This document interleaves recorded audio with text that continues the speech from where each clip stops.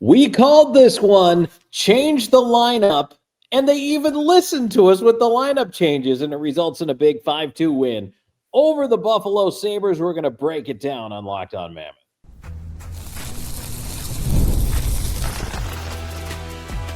You are Locked On Mammoth, your daily podcast on the Utah Mammoth, part of the Locked On Podcast Network, your team every day. Hello, everyone, and welcome in once again to Locked On Mammoth, which apparently is the favorite podcast of the Mammoth coaching staff. We're going to talk about that. I'm veteran NHL voice Tom Callahan, joined by longtime team analyst Robyn Leaño, and they're listening to us. We can tell. You know why? Because first and foremost, we're part of the Locked On Podcast Network, which is now the #1 sports podcast network. But number two, on this show yesterday, Robyn and I talked about changes we would make to the lineup. Lo and behold, those changes occur.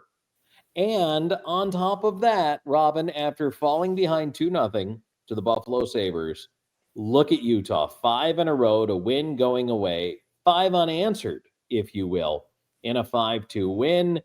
We've got to break this down. Lawson Krause moves up to the second line. They put in some guy on defense to disseminate. Yeah,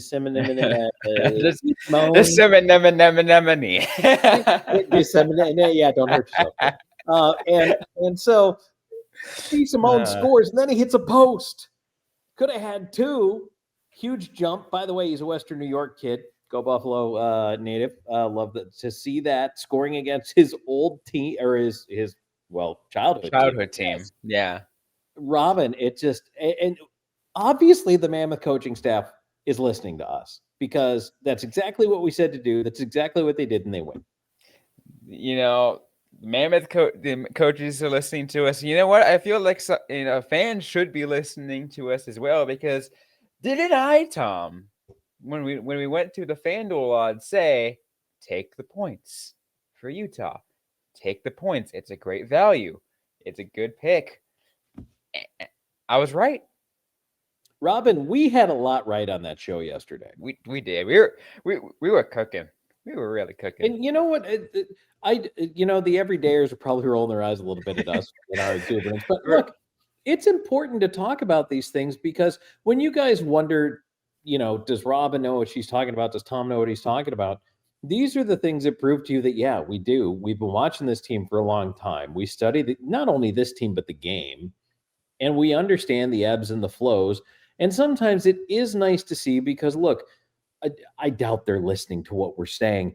But when you understand that our thought process can be the same as what's going on within, the coach's office or the front office, as far as seeing what needs to happen, you have to understand that that's the kind of insight we're bringing you guys. And that's the breakdown we're bringing you, is we are getting inside of this, and we're getting ahead of it in some cases. And Robyn, I was a little concerned the way the game started tonight against Buffalo. When they went down like they did towards the beginning there, I was worried. I was like, oh no, something's not right again. They lost their confidence, and this stump's going to keep continuing. And then they pushed back a little bit. I think, that D. Simone goal, I think, helped light a little bit something. I think so. And then the Paterka goal also, that was also real nice. You know what's interesting, Robyn? It was almost 2 different games. They were losing 2-0 game, and then they won at 5-0 game. And in that first losing at 2-0 game, it was same old. It was passing out of shot opportunities. How many times did they pass out of a good look, trying to hit that late trailer, trying to make yet another pass when they should have been taking shots and filtering pucks to the net? Then in they won at 5-0 game, guess what they started doing? Getting pucks to the front of the net, filtering those shots through, getting bodies. I mean, D. Simone's goal was great. It was a great screen and a well-played shot. Not only that, it was rush, crash the net, just put that pressure up, really up the pressure. Yeah. That's something we haven't seen in over a week, Tom. Yeah. And took them a little while to get going. Part of that, I wonder, is just getting the legs back under you after the road trip. And I can understand that. But, Robyn, it was like two different teams. And I will say this, Andre Tourigny was pretty much ripping into them when it almost became 3 for the Sabres. Yep. There was a TV timeout in there, and Tourigny just laid into the guys. They didn't respond right away.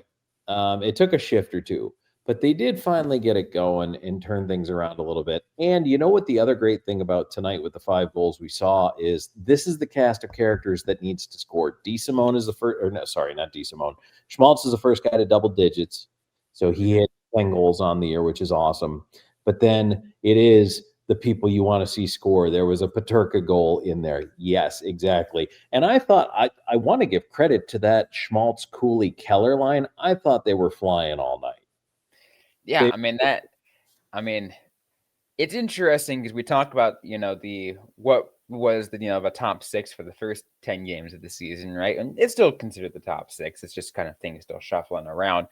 But moving Cooley up there, I feel like works along, because like Cooley and Keller, I think work really, really well, and Schmaltz too. They understand each other. They really do. And I think that just tells you one thing is how dynamic and just how versatile of a player that Logan Cooley is, that he can really move up and down between different lines, and he can easily gel with whoever he really pairs up with. He's a very smart player. He can read and react with other players very well. Very smart player. So that's very helpful. Yeah, you got to love it. Yeah. Oh, yeah. Of course. Yeah, absolutely. It's fantastic. That's what you're spending your money on here for the next 84 years and, millions of dollars. Robyn, before we talk about the sheriff on the second line, Dylan Gunther got bumped down the lineup. Mm-hmm. I wanted to get your thoughts on that. What's your take on that? I mean, it's interesting. I think it might not necessarily be a knock against him, but I feel like it's just what needed to be done in the moment to move to move Krause up, because I feel like having a guy like Krause up, you're getting a veteran guy in to kind of be able to add more to that lineup and just be more. Add that more power forward like presence. And I guess it's easy to bump someone down who has been among the top 6, the coldest one. It's weird to say he's the coldest one of that top 6. Yeah, and we saw how streaky he was last year. Mm-hmm. He's just a streaky scorer. That's who he is. Now, if it's a 1-game thing, 2-game thing, okay. Because you can't pay $7 million for a guy on the third line. You're right. And I feel like that's what it is. And I feel like what the hope that you're going to see here is that sending Gunther down to the third line, even if I said it wasn't necessarily a knock against him, it was for that, just for the shakeup purpose, majority of that. But I feel like it still sends a message to him. He's like, I need to step my game up because I want to not give them any reason to send me down. I want to say, hey, there's nothing you can do. I am a top line. I am a second line guy or whatever it is. Like, I will score. I'm on a point plus per game kind of player for you. Keep me on that top 6. And that's what you want. Right. But,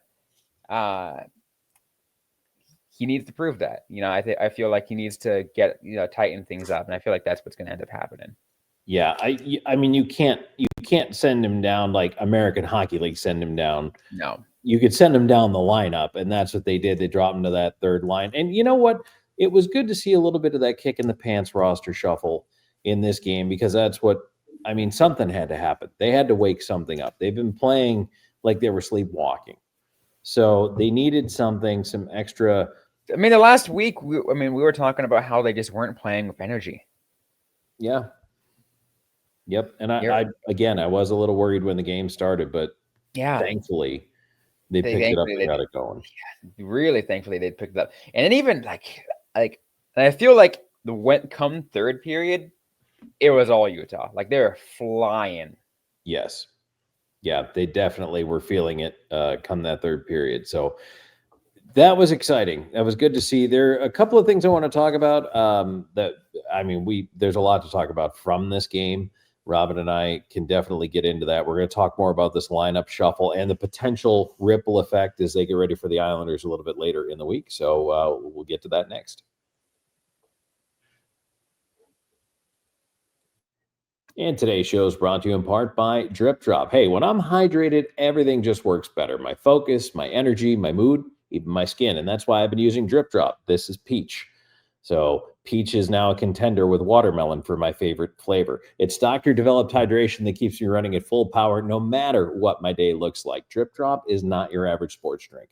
Not even close. It delivers 3 times the electrolytes, half the sugar. This is actually the sugar-free that I have of the leading brands, using a science-backed formula trusted by medical professionals, firefighters, and over 90% of top college and pro teams. So I'm starting to use it as part of my daily routine. I mix a packet in the morning if I'm feeling it when I get up, if I haven't hit my coffee quite yet, or you know what, towards the end of the day, it's also real nice as opposed to just having, you want to drink water, you want to hydrate, well, throw a packet of Drip Drop in there. It's great. It helps you feel sharper, calmer, and honestly, just better overall. So right now, Drip Drop is offering our podcast listeners 20% off your first order. Go to dripdrop.com and use our promo code LOCKEDONNHL. That's dripdrop.com, promo code LOCKEDONNHL for 20% off. Stock up now before the heat hits you hard and keep your body and mind performing at their best with Drip Drop.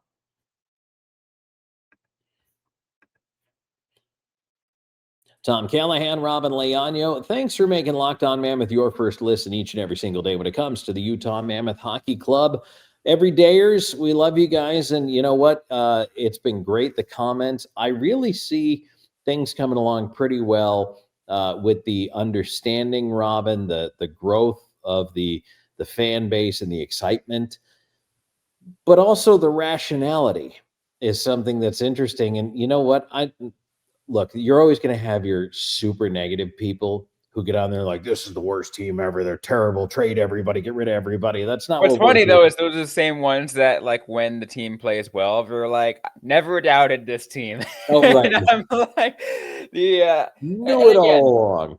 You guys know who you are. I will say, like, I still love you guys. I still love you guys, but you amuse us.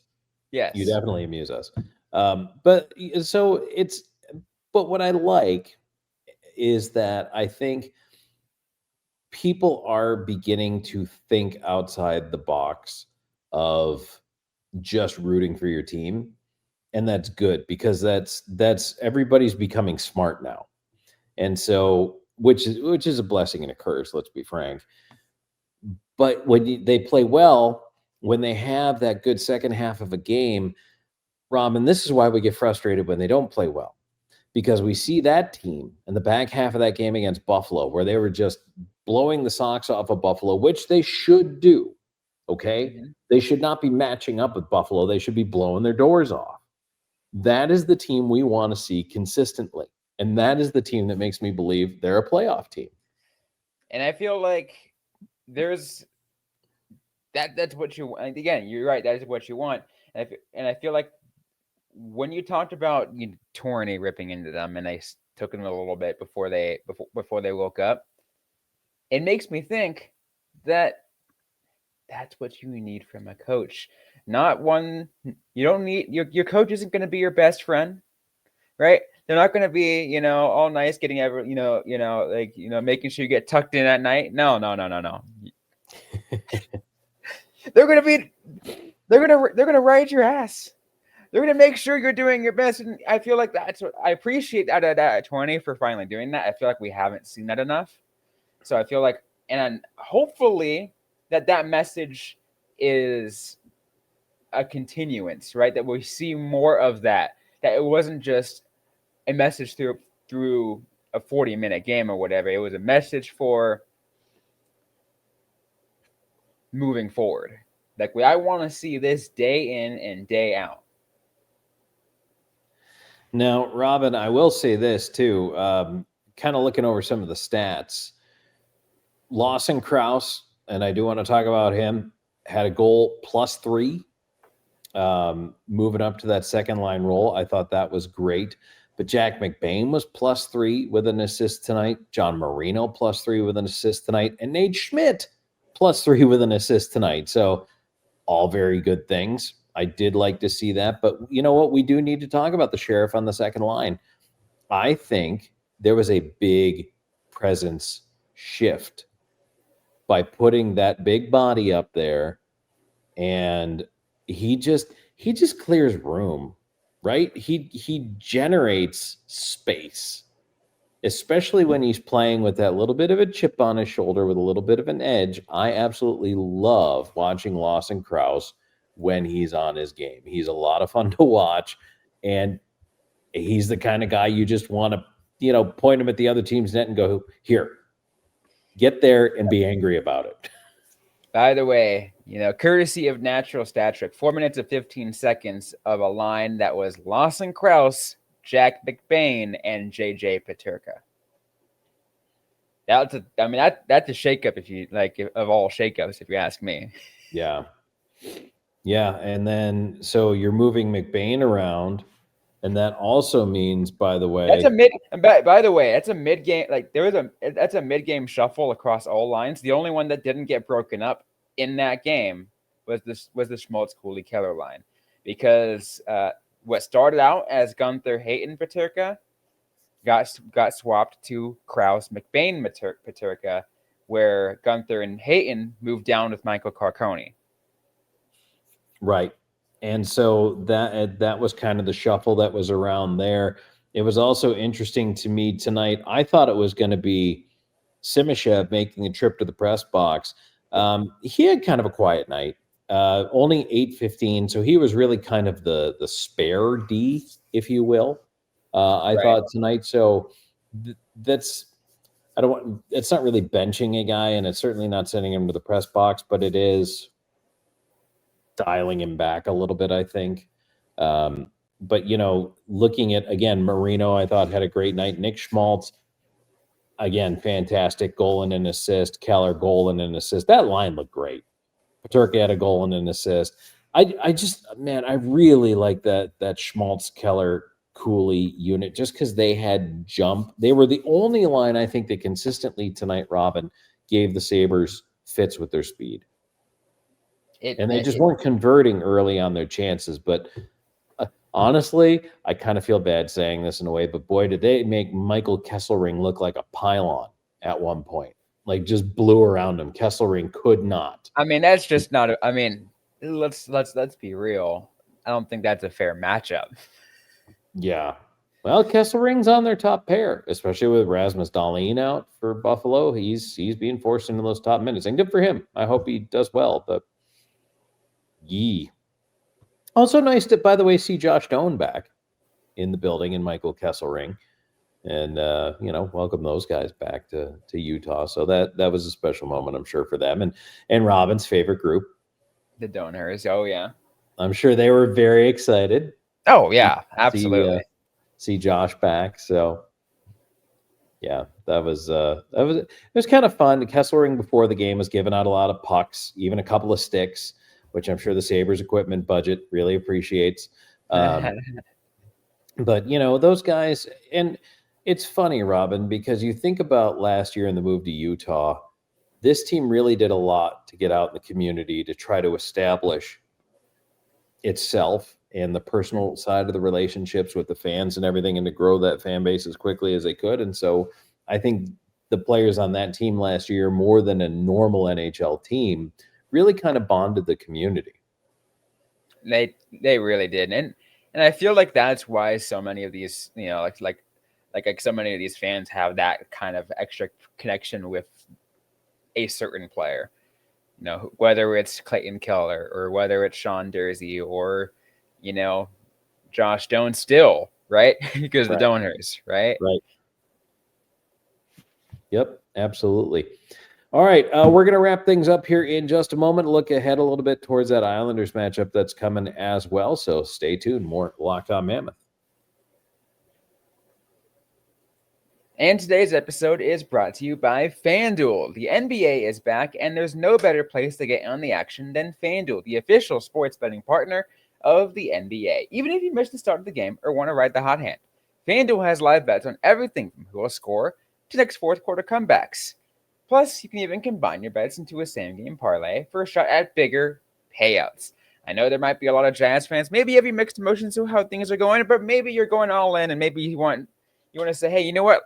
I think Lauri Markkanen's going to get like 30 points in each of the next 5 games or whatever. You can go ahead and bet on that. Why not? Keeps this game that much more exciting, especially when your team's making that late push. Right now, FanDuel is giving new customers $300 in bonus bets when your first $5 bet wins. So head over to FanDuel.com and sign up and play your game with FanDuel, the official sports betting partner of the NBA.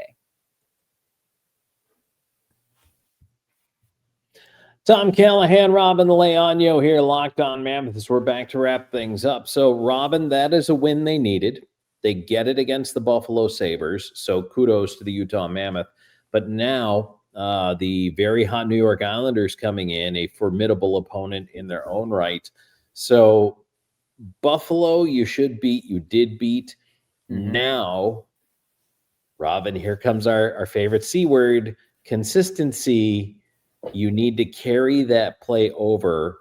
And at some point, see, here's the thing. You can get away with not playing 60 minutes against Buffalo, play half a hockey game and beat them. Right. I don't know if you can do that against the Islanders or next week against the Ducks and the Sharks. It's just so weird how you just said that latter part, like in the same sentence, which didn't make that to me still doesn't make any sense.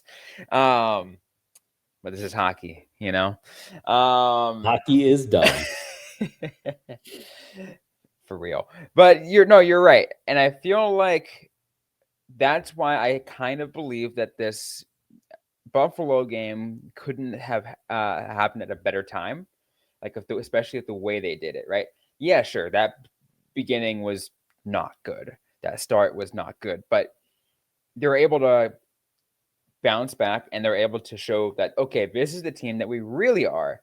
If they can keep that up, I do think that they should be able to hang around with your New York Islanders. They should be able to take care of Anaheim and San Jose, and of course we were talking in the ideal world because things can still happen. But if they keep this consistency up and they keep the pressure that we saw, especially in that third period where it felt like everything was flying for them, things will get much, much better. Well, they need to beat the Islanders, Ducks, and Sharks. They do need. They need to beat them. And Colorado just gave them the blueprint for how to beat Anaheim. If you go back and watch that game, the Avalanche handled the Ducks 4-1. And look, speed kills. The Mammoth, when they play with speed, definitely have the advantage, but the Sharks also play with speed. And you know what? To a certain extent, the Islanders can play with speed too.